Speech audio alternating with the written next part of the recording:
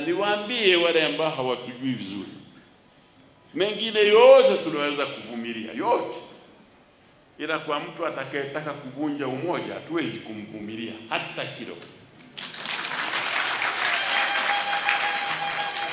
Mtu ambaye anataka kuvunja amani ya Tanzania hatuwezi kumvumilia, hata tusamehe katika hilo. Hatutamvumilia mtu ambaye anataka kuvunja amani ya taifa letu. CCM haiwezi kumuunga mkono.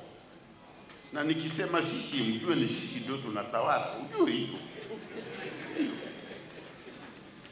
Sisi si polisi, lakini tuna serikali ambayo tunaiongoza. Na sisi tunaiambia amani lazima.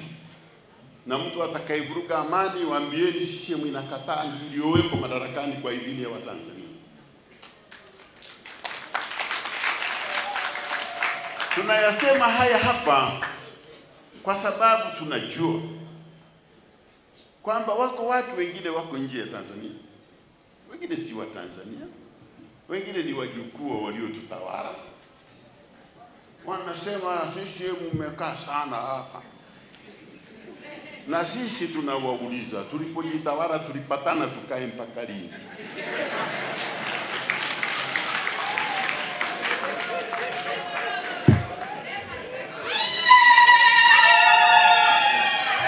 Watupe ushahidi tu, watuonyeshe mkataba. Kwanza wamekuwepo kwa muda mrefu zaidi. Wajerumani na Waingereza wamekaa kwa miaka 70. Walipoondoka walituachia wahandisi wangapi katika nchi ambayo haina barabara?